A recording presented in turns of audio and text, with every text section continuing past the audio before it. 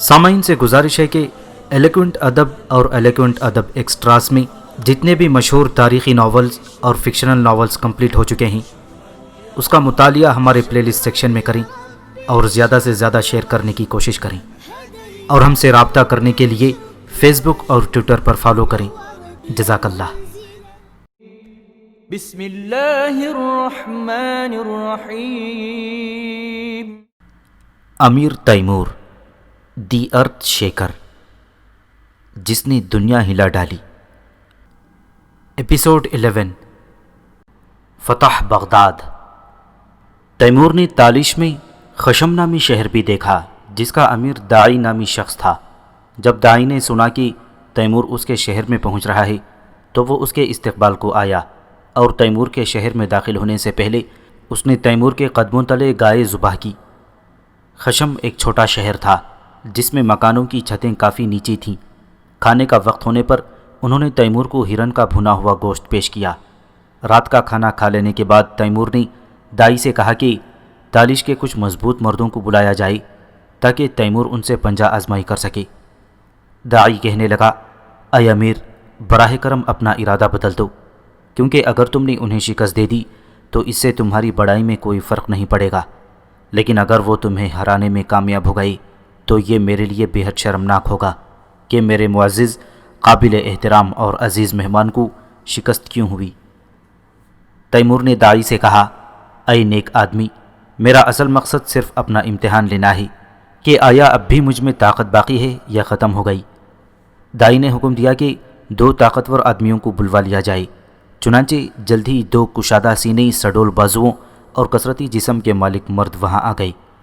ان میں سے ایک کا قد اتنا ہی بلند تھا جتنا کہ خود تیمور کا، جبکہ دوسرا قدرے کوتاہ قد تھا۔ تیمور نے اپنا چوغا اتار دیا تاکہ اسے حرکت کرنے میں مشکل پیش نہ آئے، اور نرمی سے اس آدمی کو آگے بلوا لیا جو اس کے برابر قد والا تھا۔ تیمور نے اس مضبوط بدن والے آدمی سے پوچھا، کیا تم میری باتیں سمجھ سکتے ہو؟ آدمی نے اپنی تالشی زبان میں، جو کہ فارسی ہی کی ایک قسم تھی، کہا، ہاں میں تمہاری بات سمجھ سکتا ہوں۔ پھر تیمور نے اسے کہا، مجھے کوئی امیر یا رئیس خیال نہ کرو، بلکہ مجھے اپنی ہی طرح کا ایک عام آدمی تصور کرو، اور اپنی پوری طاقت سے میری انگلیوں کو شکست دینے کی کوشش کرو۔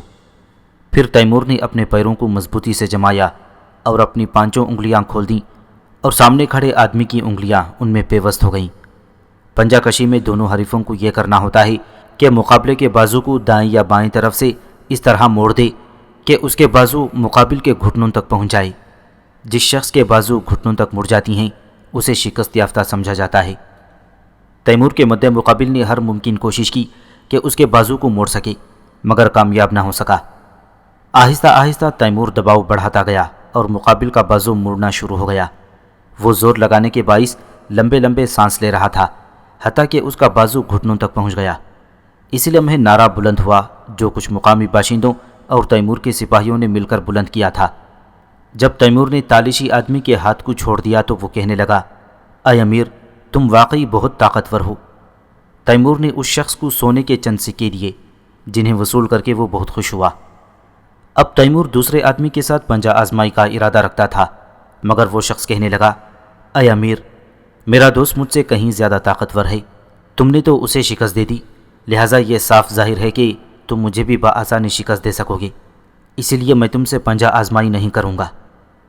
تیمور نے اس شخص کو بھی سونے کے سکے عطا کیے اور انہیں روانہ کر دیا۔ تیمور نے تالش میں ایک عجیب چیز یہ دیکھی کہ وہاں ایسے درخت اگے ہوئے تھے جن پر صرف چند چوڑے اور لمبے پتے لٹک رہے تھے۔ ان میں سے بعض درختوں پر ایسے خوشے لٹک رہے تھے جن میں 200 سے 300 سبز رنگ کے پھل نظر آ رہے تھے۔ یہ پھل کھیرے کی شکل کے لگتے تھے۔ مقامی لوگوں نے بتایا کہ ان درختوں کو شجرا کہتے ہیں، ان کی عمر 1 سال ہوتی ہے، یہ ایک بار پھل دینے کے بعد مرجھا جاتے ہیں۔ تالش کے باشندے ان درختوں کے تنے کو بازو کے برابر کاٹ کر اسے زمین میں دبا دیتے، وہاں ایک اور درخت اگ جاتا اور صرف 1 سال بعد پھر پھل دینے لگتا۔ تالش میں تیمور کا قیام زیادہ طویل نہ تھا، کیونکہ اس کے پاس اتنی فرصت نہ تھی کہ وہ وہیں رکا رہتا۔ اگر وہ زیادہ دیر تک رکتا تو موسم تبدیل ہو جانے کا اندیشہ تھا، جس سے مہمات کا موسم گزر جاتا اور ان کے راستے میں مشکلات کھڑی ہو جاتی۔ تیمور بغداد پہنچنا اور اس سرزمین کو فتح کرنا چاہتا تھا جسے ہلاکو خان نے فتح کیا تھا۔ اگر تیمور تالش سے سیدھا بغداد کا رخ کرتا تو اسے ایسی چٹانوں اور پہاڑیوں کا سامنا کرنا پڑتا جن سے اتنی بڑی فوج کے ساتھ گزرنا ناممکن تھا۔ چنانچہ وہ واپس مشرق کی طرف روانہ ہوا اور بحر آبزگون کے کنارے سفر کرتا قزوین پہنچا اور وہاں سے بغداد کی طرف چل پڑا۔ راستے میں خشم پہنچنے پر تیمور نے وہاں کے امیر داعی سے کہا کہ اسے جب کبھی ضرورت محسوس ہو تو وہ تیمور کو مدد کے لیے پکار سکتا ہے۔ تیمور نے اسے یقین دلایا کہ وہ فوراً اس کی مدد کو آئے گا، اور اگر اس کے لیے خود آنا ممکن نہ ہوا تو وہ اپنے سرداروں کو سپاہیوں کے ساتھ اس کی مدد کے لیے روانہ کر دے گا۔ تیمور نے تالش میں 2 کبوتر خانے بھی بنوائی کہ اگرچہ وہاں سے کوئی براہ راست ماوراء نہر نہیں جاتا تھا مگر کبوتروں کے ذریعے مسلسل رابطہ رکھا جا سکتا تھا۔ پھر تیمور اور اس کی فوج تیزی سے منزل کی طرف روانہ ہو گئی۔ وہ بحر آبزگون کے کنارے پر سفر کرتے ہوئے جنوب مشرق کی طرف بڑھتے رہی اور پھر شفت نامی مقام سے گزر کر قزوین پہنچ گئی۔ شفت سے قزوین اور وہاں سے کرمان شاہ اور کرمان شاہ سے دجلہ کے ساحل تک ان کے سفر میں کوئی ایسا واقعہ پیش نہ آیا جو قابل ذکر ہو۔ اس راستے میں کئی شہر آباد تھے اور ان کے امیر یا گورنر جب یہ سنتے کہ تیمور اپنی فوج کے ہمراہ ان کے شہر میں آ رہا ہے تو وہ اس کے استقبال کو آتے اور عزت و تکریم سے اسے رخصت کرتے۔ تیمور نے ان میں سے کسی کو اپنی خاطر مدارت پر مجبور نہیں کیا، البتہ ان سے فوج کے بحفاظت قیام، خوراک اور چارے کی فراہمی کے انتظامات کا مطالبہ کیا تھا اور اس کے بدلے مناسب قیمت بھی ادا کر دی۔ راستے میں آنے والے امیر نہ تو زیادہ اہم تھے اور نہ ہی بے حد دولت مند، وہ تو تیمور اور اس کی فوج کے لیے ایک دن خوراک اور چارہ فراہم کرنے کے قابل بھی نہ تھے۔ چنانچہ تیمور نے ان پر واضح کر دیا تھا کہ وہ ایک رات کا کھانا بھی اعزازی طور پر نہ لے گا۔ وہ ان سے بس یہ مطالبہ کرتا کہ اپنے ملکوں میں کبوتر خانے تعمیر کرنے اور ان کے آدمیوں کو بطور نگران وہاں رہنے کی اجازت دے دیں، جسے وہ بخوشی قبول کر لیتی۔ تیمور کے لیے انہیں یہ بتانا ضروری نہ تھا کہ اگر ان کی طرف سے ان کے آدمیوں کو کوئی گزن پہنچی تو وہ ان کا حشر کیا کرے گا، کیونکہ وہ اسے بخوبی جانتے تھے۔ وہ جانتے تھے کہ جب اصول کی بات آتی تھی تو تیمور کوئی عذر نہ سنتا تھا۔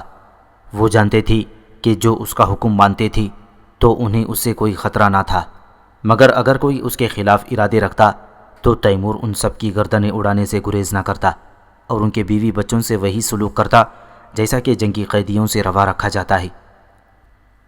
دریائے دجلہ کے کنارے پہنچنے سے 3 روز قبل تیمور نے اپنے 2 ہراول دستوں کو وہاں بھیجا تاکہ حالات سے آگاہ کر سکیں۔ ایک ہراول دستے نے خبر بھیجی کہ اسے ایک فوج رستے میں نظر آ رہی ہے۔ معلوم ہوا کہ انہیں تیمور کی بغداد آمد کی خبر ہو گئی تھی اور انہوں نے اس کا راستہ روکنے کے لیے یہ فوج روانہ کر دی تھی۔ ہراول دستہ یہ بتانے سے قاصر تھا کہ دشمن کی فوج میں موجود سپاہیوں کی تعداد کتنی ہے، لہٰذا تیمور نے مقامی باشندوں کو بطور جاسوس استعمال کرنے کا فیصلہ کر لیا۔ تیمور نے 2 افراد منتخب کیے جن میں سے ایک کا نام ابو سعادہ اور دوسرے کا وجیہ الدین تھا، اور وہ دونوں عرب تھے۔ تیمور عربی زبان پر عبور رکھتا تھا مگر بین النہرین کے مقامی لہجے سے ناواقف تھا، لہٰذا اس نے مترجم کے ذریعے ان سے گفتگو کی۔ البتہ کچھ عرصہ وہاں قیام کے بعد تیمور کو مترجم کی ضرورت نہ رہی، کیونکہ وہ مقامی لب و لہجے سے بخوبی واقف ہو گیا تھا۔ اگر کوئی شخص عربی سے واقف ہو اور مقامی لب و لہجے پر عبور نہ رکھتا ہو تو بھی وہ تھوڑے ہی عرصے میں اس لب و لہجے سے واقفیت حاصل کر کے خود اس لہجے اور انداز میں عربی بولنے کے قابل ہو سکتا ہے۔ ابو سعادہ اور وجیہ الدین نے جاسوسی کرنے کی ذمہ داری قبول کر لی اور تیمور نے ان سے کہا کہ وہ ان کا راستہ روکنے والی فوج کے بارے میں پتہ کریں کہ ان کے پاس کتنے گھوڑ سوار اور پیادہ سپاہی ہیں، فوج کا سپہ سالار کون ہے اور اس فوج کے پاس کس قسم کے ہتھیار اور آلات ہیں۔ تیمور نے ان دونوں کو 500 دینار دیے اور ان سے کہا کہ جیسے ہی وہ متعلقہ معلومات لے کر آئیں گے تو انہیں مزید اتنے ہی دینار دیے جائیں گے۔ وہ دونوں ایک دوسرے کے کام کی نوعیت سے بے خبر تھے۔ تیمور نے ایسا اس لیے کیا تھا کہ وہ دونوں اسے دھوکہ دینے یا غلط معلومات فراہم کرنے کی کوشش نہ کریں۔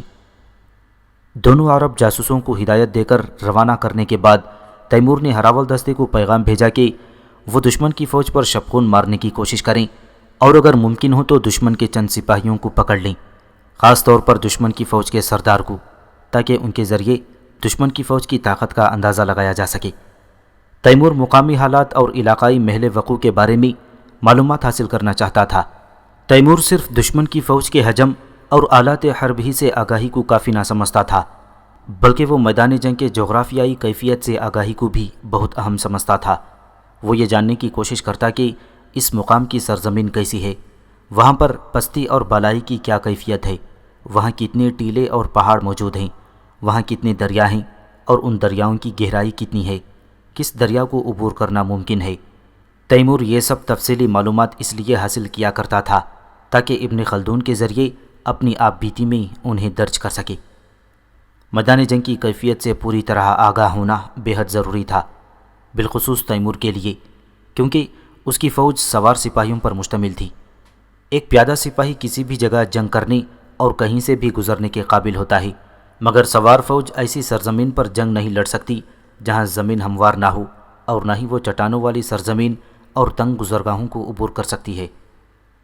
افسوس کہ تیمور کے ہراول دستے نے دشمن کی فوج سے 2 بار جنگ چھیڑی، مگر دونوں بار دشمن کے سپاہیوں کو پکڑنے میں ناکام رہا اور جنگ چھیڑنے والے تیمور کے سپاہی مارے گئے۔ اس سے ظاہر ہوا کہ دشمن کی فوج کا سپہ سالار قابل ہے اور اس کی فوج میں مکمل نظم و ضبط قائم ہے، ورنہ تیمور کے سپاہی دشمن کی فوج سے 1-2 سپاہیوں کو پکڑنے میں ضرور کامیاب ہو جاتی۔ تیمور کے بھیجے ہوئے جاسوسوں میں سے ایک ابو سعدہ 4 دن بعد لوٹ آیا اور اس نے واپس آ کر بتایا کہ دشمن کی فوج 1,20,000 سپاہیوں پر مشتمل ہے، جس میں سے 15,000 سوار ہیں اور فوج کا سپہ سالار خود امیر بغداد ہے۔ تیمور نے فوج کے پاس موجود ہتھیاروں اور دیگر آلات کے بارے میں دریافت کیا تو ابو سعدہ نے بتایا کہ دشمن کے پاس 200 جنگی ٹھیلے اور اتنی ہی منجنیقیں ہیں۔ سپاہیوں کے پاس تلوار، نیزے، تیر اور کمان کے علاوہ پھونکنے بھی ہیں۔ تیمور نے ان سے دریافت کیا کہ یہ پھونکنا کیا شے ہے۔ ابو سعدہ نے بتایا کہ پھونکنا ایک لمبا بانس ہوتا ہے جو اندر سے کھوکھلا ہوتا ہے۔ سپاہی اپنے سانس کی قوت سے اس بانس میں سے پھونکتا ہے اور ایک چھوٹا سا تیر اس بانس میں سے نکل کر دشمن کے سینے میں پیوست ہو جاتا ہے۔ یہ تیر زہر میں بھجا ہوا ہوتا ہے اور چند دن میں جب یہ زہر بدن میں پھیل جاتا ہے تو انسان کی آنکھیں کمزور ہو جاتی ہیں اور اس کا جسم مفلوج ہو کر رہ جاتا ہے۔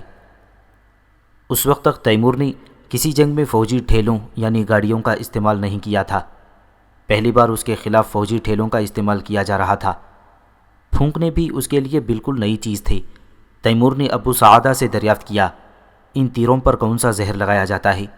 ابو سعدہ نے بتایا کہ دریائے دجلہ کے کنارے پر ٹھہرے ہوئے پانیوں میں سے ایک عجیب قسم کی سیپی پائی جاتی ہے۔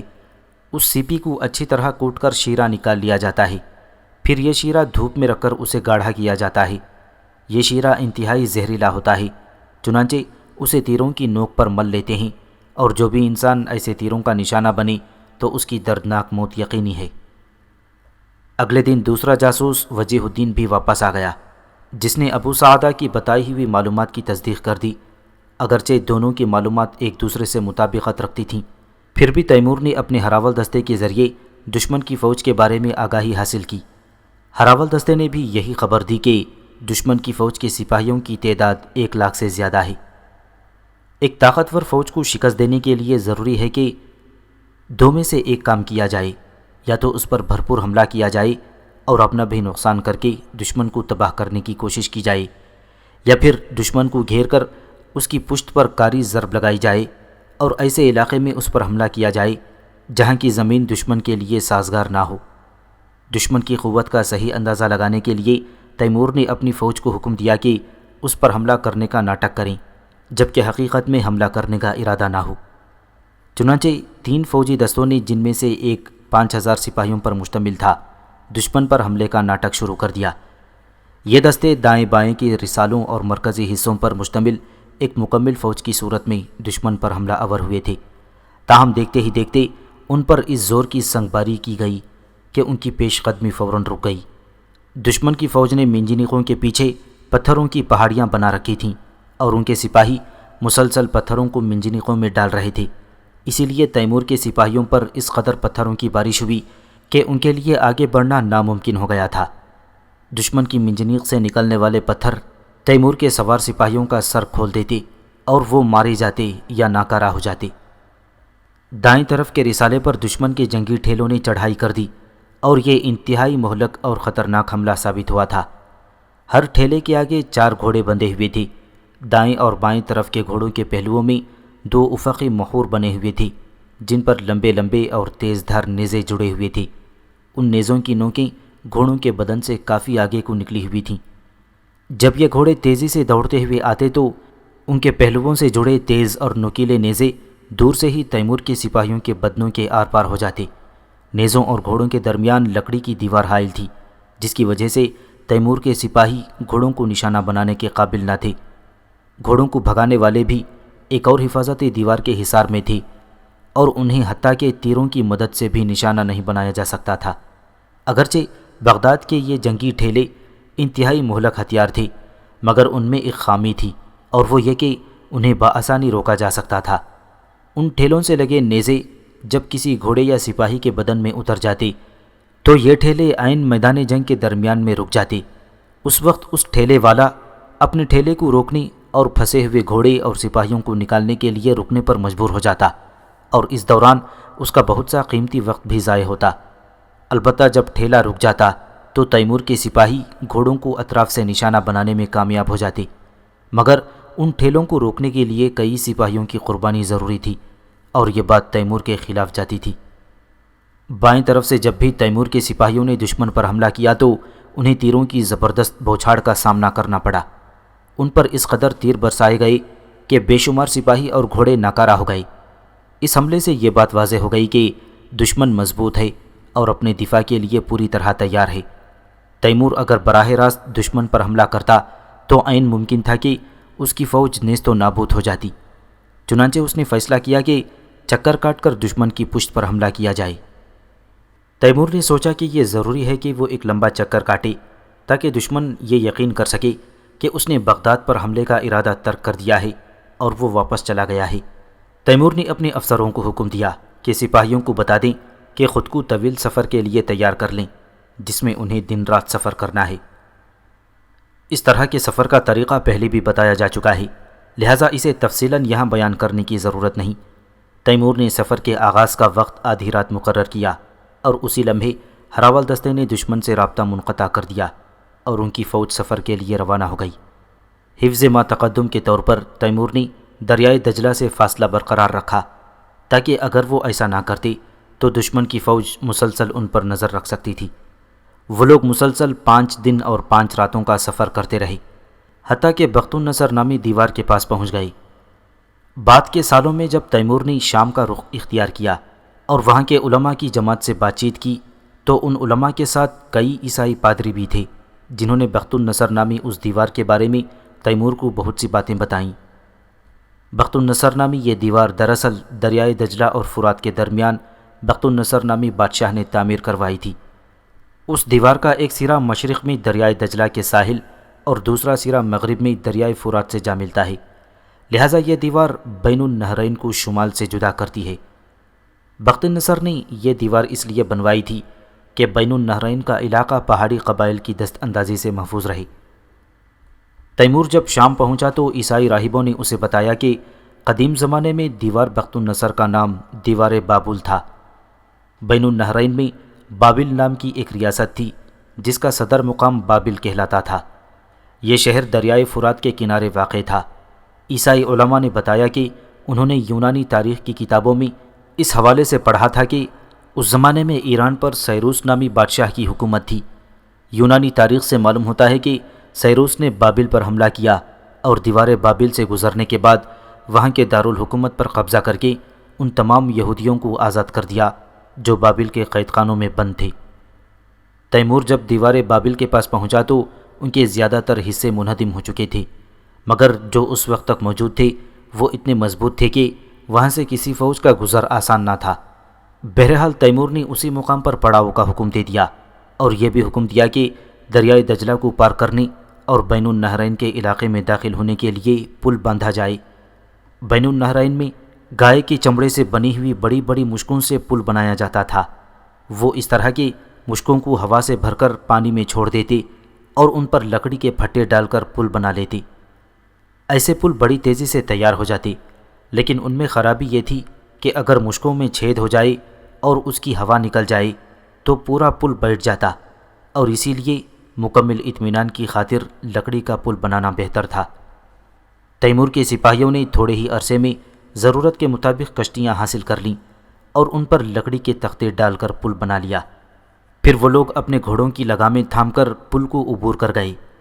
دریا کے پار پہنچتے ہی تیمور نے جنوب کی جانب تیزی سے حرکت کا حکم دے دیا۔ تیمور کی فوج کی رفتار اتنی تیز تھی کہ کوئی ان سے آگے نکل کر ان کی آمد کی اطلاع بغداد تک نہیں پہنچا سکتا تھا۔ صرف کبوتروں کے ذریعے ہی سے تیز رفتاری سے اطلاع فراہم کی جا سکتی تھی، مگر انہیں راستے میں کوئی کبوتر خانہ نظر نہیں آیا۔ تیمور کی تیز رفتاری کا سبب یہ تھا کہ وہ امیر بغداد کو غافل گیر کرنا چاہتا تھا۔ اسے علم تھا کہ امیر بغداد کی فوج فی الحال دریائے دجلہ کے مشرقی کنارے ہے اور اسے ابھی تیمور اور اس کی فوج کے مغربی کنارے پر پہنچنے کا علم نہیں ہے۔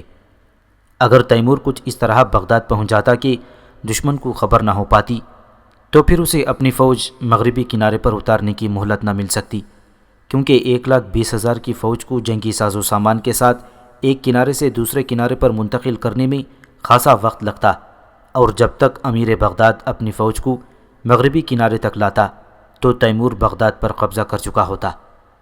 فتح بغداد کے بعد بین النہرین کی کلید تیمور کے ہاتھ میں ہوتی اور پھر اس کی بات کی کوئی اہمیت نہ رہتی کہ امیر بغداد کی فوج مکمل طور پر تباہ ہوتی ہے یا نہیں۔ اگر فوج کو مسلسل پانی کی ضرورت نہ ہوتی تو تیمور بین النہرین کے مرکزی ریگستانی سفر کرنے کو ترجیح دیتا تاکہ کسی کی نظروں میں نہ آ سکتا، مگر انہیں پانی کی ہر لمحہ ضرورت تھی جس نے انہیں دجلہ کے کنارے سفر پر مجبور کر دیا تھا۔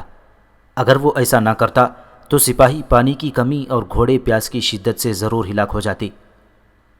بغداد سے 5 فرسخ کی دوری پر تیمور نے فوج کو پڑاؤ ڈالنے کا حکم دے دیا تاکہ سپاہی اور گھوڑے تھکن دور کر سکیں۔ تیمور کو یقین تھا کہ اس نے امیر بغداد کو غافل کر دیا ہے، لیکن اس کے باوجود وہ دشمن سے مٹ بھیڑ ہونے کے امکان کو نظر انداز نہیں کیے ہوئے تھا۔ یہی وجہ تھی کہ تیمور نے سپاہیوں کو مکمل آرام کرنے کی ہدایت کی تاکہ جنگ چھڑنے کی صورت میں وہ تازہ دم ہو کر لڑ سکیں۔ ایسے میں جب کہ تیمور کے سپاہی سو رہے تھے تو ہراول دستے کی طرف سے اطلاع موصول ہوئی کہ دجلہ کے مغربی کنارے پر ایک فوج اتر رہی ہے۔ تیمور نے فوری طور پر سپاہیوں کو جگانے اور آگے بڑھنے کا حکم دیا تاکہ امیر بغداد کی فوج کو پوری طرح ساحل پر اترنے سے پہلے ہی جا لے۔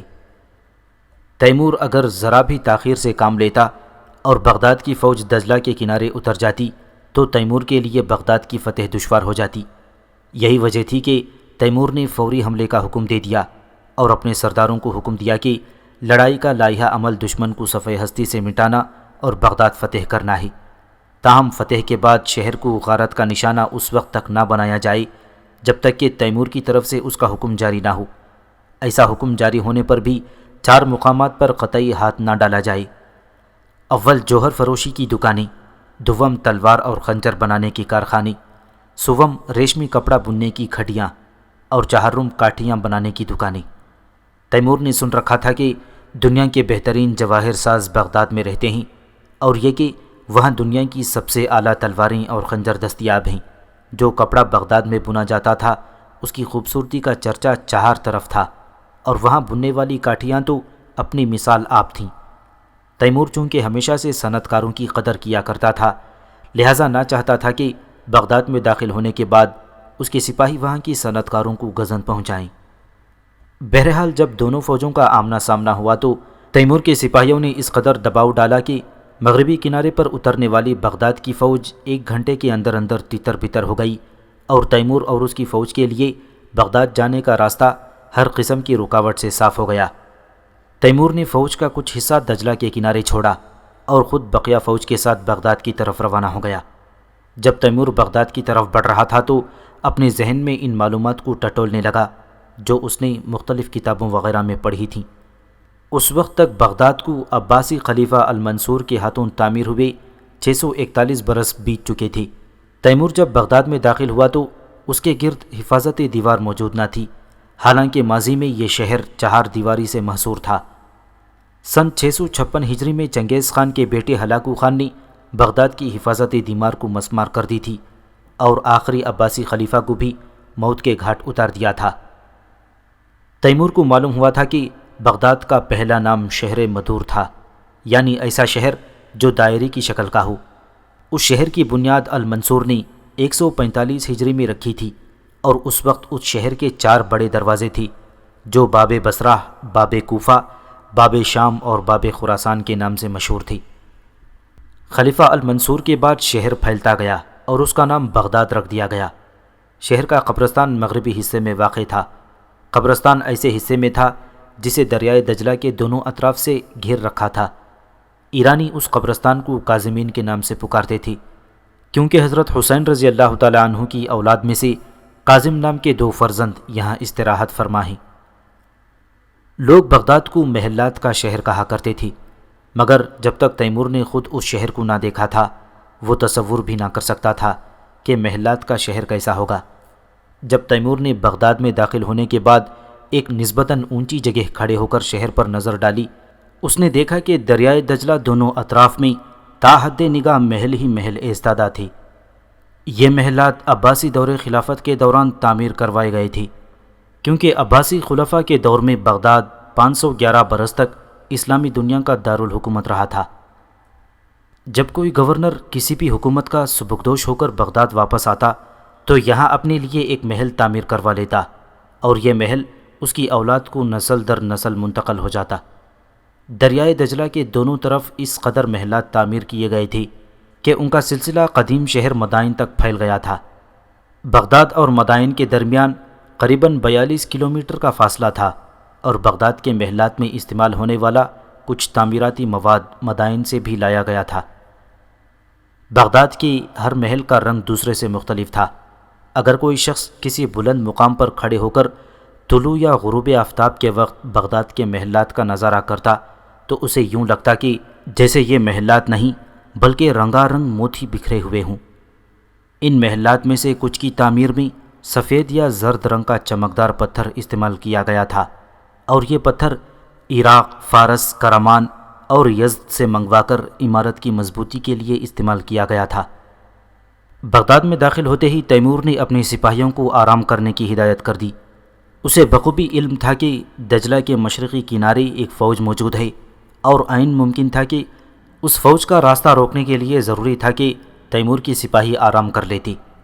وہ ایک طویل اور مسلسل سفر کے بعد یہاں پہنچے تھے اور تھکے ہوئے تھے۔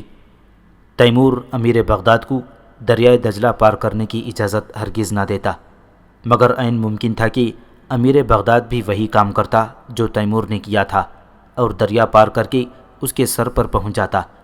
یہی وجہ تھی کہ تیمور نے اپنے سپاہیوں کو آرام کرنے کی اجازت دے دی تھی کہ ایک اور جنگ چھڑنے کی صورت میں وہ تازہ دم ہو کر دشمن کا مقابلہ کر سکیں۔ جیسا کہ پہلے بتایا جا چکا ہے کہ تیمور نے اپنی فوج کے ایک حصے کو دریائے دجلہ کے کنارے ہی چھوڑ دیا تھا تاکہ وہ امیر بغداد کو دریائے دجلہ عبور کرنے اور مغربی کنارے تک پہنچنے سے روک سکے۔ قراگوز نامی ایک افسر اس فوجی دستے کا کمانڈر تھا جسے تیمور نے یہ ذمہ داری سونپی تھی۔ قراگوز ایک چھوٹے قد اور چوڑے کندھوں والا شخص تھا۔ اس نے تیمور کی فوج میں ایک عام سپاہی کی حیثیت سے شمولیت اختیار کی تھی، مگر مختلف جنگوں میں اس کی دلیری اور شجاعت کے کارنامے دیکھ کر تیمور نے اسے ترقی دے کر اپنے سرداروں میں شامل کر لیا تھا۔ چونکہ قراگوز جانتا تھا کہ اس کی دولت اور کامیابی کا سبب تیمور ہے، لہٰذا وہ تیمور کا انتہائی وفادار اور جانثار افسر تھا۔ تیمور کو بغداد میں خبر ملی کہ قراگوز کے آدمیوں اور دشمن کی فوج کے درمیان دریائے دجلہ کے کنارے خوفناک جنگ شروع ہو گئی ہے۔ قراگوز نے تیمور کو پیغام بھیجا تھا کہ اس کا دھیان رکھے اور اگر ممکن ہو سکے تو اس کی مدد کرے۔ قراگوز اور اس کے گھڑ سوار ساتھی دریائے دجلہ کے مغربی کنارے موجود تھے، جبکہ امیر بغداد اور اس کی فوج دریا کے مشرقی طرف تھی، مگر یوں لگتا تھا کہ امیر بغداد نے اپنے سپاہیوں کو کسی طرح دریا کے پار پہنچانے میں کامیاب ہو چکا تھا اور دجلہ کے مغربی کنارے پہنچ گیا تھا۔ اسی لیے قراگوز نے تیمور کو مدد کے لیے پیغام بھیجا تھا۔ عین ممکن تھا کہ امیر بغداد نے فوراً پل کی تعمیر کا کام بھی شروع کر دیا ہوتا کہ اپنی بقیہ فوج کو بھی دریا کے پار پہنچا سکی۔ تیمور کو پتا تھا کہ امیر بغداد کے پاس 15,000 گھڑ سوار تھے اور یقیناً یہ لوگ قراگوز کی نظروں سے اوجھل ہو کر دریا عبور کرنے میں کامیاب ہو گئی تھی۔ تیمور کو یہ بھی پتا تھا کہ دریائے دجلہ میں پانی کی سطح بے حد بلند تھی اور یہ ممکن نہ تھا کہ امیر بغداد اور اس کے سپاہی دریا کے پانی میں اتر کر دوسری طرف پہنچ جاتی۔ اگر ایسا ممکن ہوتا تو تیمور ہرگز اپنی سپاہیوں کے ساتھ اس قدر طویل سفر کی تھکان نہ اٹھاتا۔ اگرچہ گھوڑے اچھے تیراک ہوتے ہیں مگر وہ اتنی زیادہ پانی میں تیزی سے حرکت نہیں کر سکتے، کیونکہ ایسی صورت میں دریا کا پانی انہیں بہا کر کہیں کا کہیں لے جائے گا۔ تیمور نے خود سے کہا، امیر بغداد نے دریائے دجلہ کو یقیناً اسی طرح عبور کیا ہے جیسا کہ اس نے کیا تھا، یعنی اس نے کسی جگہ پل تعمیر کیا اور اپنے سپاہیوں کو اس کے پار اتار دیا، اور اب جب کہ اس کے کچھ سپاہی تیمور کی فوج سے لڑائی میں مصروف تھے تو یقینی طور پر بقیہ فوج پل سے گزر کر ان پر حملہ آور ہونے والی تھی۔ بغداد میں داخل ہونے کے بعد تیمور نے امیر بغداد کے بہت سے رشتہ داروں اور افسروں کے عزیز و اقارب کو گرفتار کر لیا تھا تاکہ ضرورت پڑنے پر انہیں استعمال کیا جا سکے۔ چنانچہ قراگوس کی مدد کے لیے روانہ ہونے سے پہلے تیمور نے اسے پیغام بھیجا کہ وہ امیر بغداد کو یہ پیغام پہنچا دے کہ اگر اس نے اپنے حملے بند نہ کیے تو تیمور کے تمام عزیز و اقارب کو قتل کروا دے گا۔ گرفتار ہونے والوں میں امیر بغداد کے 2 بیٹے اور 3 بیٹیاں بھی تھیں۔ امیر بغداد کے افسران کے بیٹے بیٹیاں بھی گرفتار شدگان میں نمایاں تھیں، اور تیمور نے واضح پیغام بھیجوایا کہ اگر امیر بغداد نے جنگ جاری رکھی تو وہ ایک ایک کر کے ان سب کو قتل کر دے گا۔ جب امیر بغداد نے یہ سنا کہ اس کی تمام عزیز و اقارب جنگ جاری رکھنے کی صورت میں مارے جائیں گے تو وہ دل ہار بیٹھا۔ یہی حالت اس کے افسران کی ہوئی جن کے بچے تیمور کے قبضے میں تھے۔ امیر بغداد نے فوراً اپنا ایک نمائندہ قراگوس کے پاس امن کی شرائط طے کرنے کے لیے بھیج دیا۔ تیمور نے امن کے لیے مذاکرات کا کام قراگوس پر چھوڑا اور خود شہر کی نگرانی کے کام میں مصروف ہو گیا، کیونکہ عین ممکن تھا کہ مذاکرات امن ایک فریب ہوں اور اصل مقصد ان میں الجھا کر کسی اور طرف سے حملہ کرنا ہو۔ اگرچہ تیمور شہر کی حالت سے پوری طرح باخبر تھا اور ہرگز غافل نہ تھا، مگر وہ یہ بھی جانتا تھا کہ دشمن کو اتنا مایوس نہ کرنا چاہیے کہ وہ بالکل مایوس ہو کر سب کچھ تیاگ دینے پر تیار ہو جائے اور اپنے بال بچے کو بھی بھول کر جان کی بازی لگا دے۔ تیمور نے اپنے سردار قراگوس کے ذریعے امیر بغداد کو پیغام بھیجوایا کہ جنگ بندی اسی صورت میں ممکن ہے کہ وہ اپنی سپاہیوں کو غیر مسلح کر دے جب اس کے سپاہی ہتھیار پھینک دیں گے اور اسے یقین ہو جائے گا کہ امیر بغداد کے پاس کوئی فوج نہیں رہی تو وہ تمام گرفتار شدگان کو رہا کر دے گا تاکہ وہ امیر بغداد اور دیگر افسران سے جا ملیں، اور پھر اس کے بعد وہ امن سے متعلق دیگر معاملات طے کر لیں گے۔ امیر بغداد نے اس کے جواب میں کہلا بھیجا کہ وہ اپنی سپاہیوں کو غیر مسلح کرنے پر تیار ہے، بشرطے کہ اسے بغداد کے تمام شہریوں کے محفوظ ہونے کی ضمانت دی جائے۔ تیمور نے جواب دیا کہ اگر تم اور بغداد کے شہری مجھے خراج دینے پر تیار ہوں تو نہ صرف میں بغداد شہر اور اس کے تمام شہریوں کے محفوظ رہنے کی ضمانت دیتا ہوں، بلکہ یہ بھی عہد کرتا ہوں کہ میں شہر سے نکل جاؤں گا اور تم بدستور امیر بغداد ہوگے اور اپنی حکمرانی جاری رکھ سکو گے۔ امیر بغداد نے پوچھا، کیا میں جان سکتا ہوں کہ بغداد اور اپنی رعایا کی سلامتی کے لیے مجھے کیا خراج دینا ہوگا؟ تیمور نے جواب دیا، میں تم سے عادلانہ خراج چاہتا ہوں اور تمہاری رعایا کی صرف نصف دولت پر اکتفا کروں گا، جبکہ بقیہ آدھی تم لوگوں کے پاس رہے گی۔ میری نظر جواہرات پر ہرگز نہیں، جس کے پاس جواہرات ہیں وہ آزادی سے انہیں اپنے پاس رکھ سکتا ہے اور اس سے کوئی زبردستی نہیں کی جائے گی۔ تیمور جانتا تھا کہ امیر بغداد اور شہر کے لوگوں کے پاس موجود سونے چاندی کا صحیح حساب لگانا بے حد مشکل کام تھا۔ جب لوگوں کو پتہ چلتا کہ انہیں اپنی آدھی دولت اور سونا چاندی خراج کے طور پر دینا ہوگی تو وہ یقیناً اسے چھپانے کی کوشش کرتے، لہٰذا یہ ضروری تھا کہ انہیں غصے اور سزا کے ڈر سے یہ بتانے پر مجبور کیا جاتا کہ انہوں نے اپنا مال و زر کہاں چھپایا ہے۔ اسی لیے تیمور نے یہ عمومی شرط رکھی تاکہ تفصیلات کو بعد میں طے کر سکے۔ امیر بغداد نے دریافت کیا، تم خراج وصول کرنے کے بعد کیا کرو گے؟ تیمور نے جواب میں لکھا، خراج وصول کرنے کے بعد شہر کا قبضہ چھوڑ دوں گا۔ امیر بغداد نے پوچھا، اس بات کی کیا ضمانت ہے کہ تم اس معاہدے کی پوری پاسداری کرو گے؟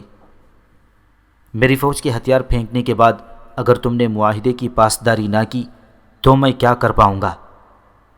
تیمور نے جواباً کہا، میں حافظ قرآن ہوں اور اب قرآن کی قسم کھا کر کہتا ہوں جو میرے سینے میں محفوظ ہے کہ اگر تم نے اپنے سپاہیوں کو غیر مسلح کر دیا تو میں گرفتار شدگان کو آزاد کر دوں گا، اور اگر تم نے اور شہر کے لوگوں نے اپنی آدھی دولت میرے حوالے کر دی تو میں شہر کو لوٹنے سے ہاتھ کھینچ لوں گا اور اپنی فوج سمیت بغداد سے نکل جاؤں گا۔ تیمور کا اصول تھا کہ جب کوئی شکست خوردہ سلطان امن کی درخواست کرتا اور خراج ادا کرنے کو تیار ہوتا تو وہ حکومت واپس اس کے حوالے کر دیتا، خاص طور پر ان ملکوں میں جہاں کا شاہی سلسلہ بہت پرانا ہو۔ اس کا ماننا تھا کہ جب کوئی فاتح سلطان ایسے شکست خوردہ سلطان کو جو خراج بھی ادا کرنے کو تیار ہو امان دینے پر راضی نہ ہو تو ایسا شکست خوردہ سلطان اس فاتح سلطان کے لیے کبھی نہ کبھی مشکلات کھڑی کرنے کا سبب بن جاتا ہے۔ ان مشکلات میں سے ایک مشکل یہ ہوتی ہے کہ اس ملک میں جس کا سلطان شکست خوردہ حالات قابو میں رکھنے کے لیے مستقل نگران فوجی دستے تعینات کرنا پڑتے ہیں، اور اس نگران فوج کو اپنے ملک سے مسلسل سامان بھی پہنچانا پڑتا ہے۔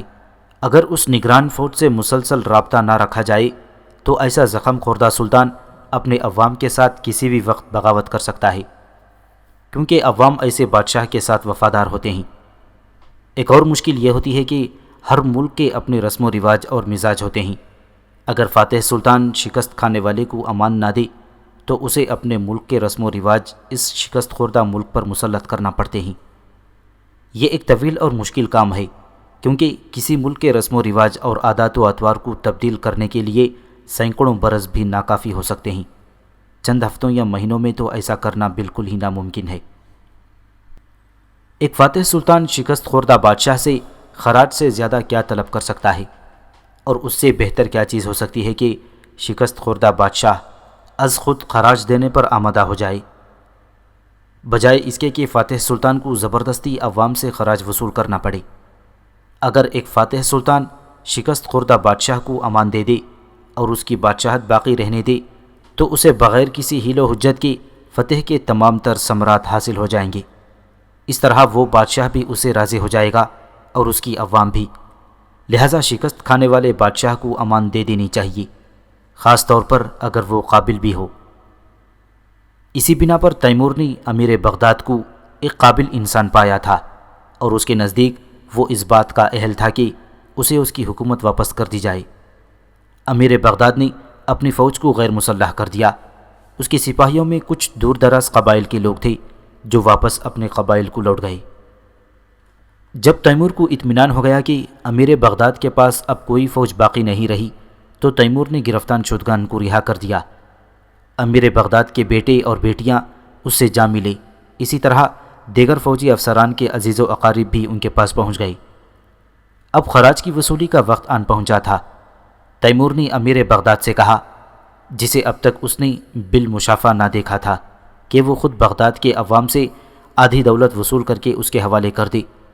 اسے سب سے پہلے اپنے خزانے میں سے نصف حصہ تیمور کو دینا تھا، لیکن جیسا کہ پہلے ذکر ہو چکا ہے کہ مقامی لوگوں کے پاس موجود سیم و زر کی مقدار کا اندازہ کسی کو نہ تھا، اور یہ عین ممکن تھا کہ وہ لوگ مال و زر کو چھپانے کی کوشش کرتے تاکہ انہیں نصف مال تیمور کو نہ دینا پڑے۔ اسی لیے تیمور نے سپاہیوں کو اس کام پر مامور کیا کہ ایسے لوگوں کو سختی کر کے مجبور کریں کہ وہ حقیقی مقدار مال کی ظاہر کر دیں اور یہ بتائیں کہ انہوں نے اپنا مال کہاں چھپا رکھا ہے۔ تاہم اس طریقے میں منفی پہلو یہ تھا کہ نہ صرف جبر و تشدد سے کام لینا پڑتا، بلکہ وقت ضائع ہونے کے ساتھ ساتھ مثبت نتائج برآمد نہ ہونے کے امکانات بھی تھے۔ یہی وجہ تھی کہ تیمور نے اپنی بغداد کی یہ تجویز قبول کر لی کہ وہ خود اپنے باشندوں کی طرف سے سیم و زر کی درست مقدار میں فراہمی یقین کرے۔ تیمور کو امیر بغداد کی تجویز معقول لگی اور اس کے بہتر نتائج برآمد ہونے کی امید تھی۔ تیمور نے اپنی زندگی میں بے شمار شہروں کو مسمار کیا تھا۔ اس نے مغلوب شہروں کے ہزاروں باشندوں کو تہ تہ کر دیا تھا اور ان کے سروں کے مینار بنوائے تھے۔ وہ جب کسی شہر میں قتل عام کا حکم جاری کرتا تو اس شہر کی ساری گلیاں اور بازار اس شہر کے باشندوں کے خون سے سرخ ہو جاتی، لیکن اس کے ساتھ ہی ساتھ جب کسی شہر کے باشندے اس سے امان طلب کرتے اور مزاحمت کیے بغیر تسلیم ہو جاتے تو تیمور انہیں گزند نہ پہنچاتا، خاص طور پر اگر وہ اسلام کے پیروکار ہوتے۔ دراصل وہ جانتا تھا کہ اس جیسے انسان کو جس کی تلوار کے خوف سے مشرق و مغرب کانپتے ہیں، اعلیٰ ظرفی اور بہتر نتائج کے لیے سمجھداری کا مظاہرہ کرنا چاہیے۔ اسی لیے تیمور نے یہ فیصلہ کیا کہ 6 ماہ تک بغداد کے باشندوں کو زد و کوب کر کے چھپی ہوئی دولت فراہم کرنے پر مجبور کرنے کے بجائے جلد بڑی کامیابی یعنی اگلی مہمات پر روانہ ہوا جائے۔ ایک روز امیر بغداد نے بتایا کہ شہر کے تمام لوگوں سے خراج وصول کرنے کا کام مکمل ہو گیا ہے اور کوئی شخص ایسا نہیں بچا کہ جس سے خراج وصول نہ کیا گیا ہو۔ امیر بغداد کی طرف سے بطور خراج دیے جانے کی سونے کی مقدار 27,500 کلو گرام تھی اور چاندی کی مقدار 60,000 کلو گرام تھی۔ سونا چاندی کے علاوہ قیمتی سکے اور زیورات و ظروف بھی اس خراج کا حصہ تھے۔ چونکہ سونے چاندی کے برتنوں میں کھانا حرام ہے، لہذا تیمور نے حکم دیا کہ ایسے تمام ظروف کو پگھلا کر سکوں میں ڈھال دیا جائے۔ جب خراج کی وصولی کا کام مکمل ہو گیا تو تیمور نے بغداد سے نکلنے کا ارادہ کیا۔ اس پر امیر بغداد نے اسے ایک ضیافت میں شریک ہونے کی دعوت دی۔ تیمور نے دعوت قبول کر لی اور اپنے چند سرداروں بشمول قراگوس کے ہمراہ امیر بغداد کی ضیافت میں شریک ہوا۔ ضیافت کے اختتام پر کچھ عربی کنیزیں محفل میں داخل ہوئیں اور رباب و چنگ کی دھنوں پر تھرکنے لگیں۔ تیمور نے امیر بغداد سے دریافت کیا، ان عورتوں کو تم نے اپنی تفریح تباہ کے لیے محل بلوایا ہے یا کہ میرے لیے؟ امیر بغداد سرگوشی کے انداز میں کہنے لگا، اے امیر، میں نے انہیں صرف تمہاری خوشنودی کے لیے بلایا ہے، تم ان میں سے جس کو اشارہ کرو گے تمہارے حوالے کر دی جائے گی۔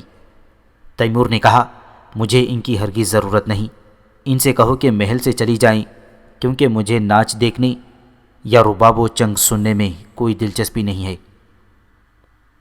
امیر بغداد بے حد حیران ہوا اور پوچھنے لگا، اے امیر، کیا تم واقعی موسیقی سننے میں کوئی دلچسپی نہیں رکھتے؟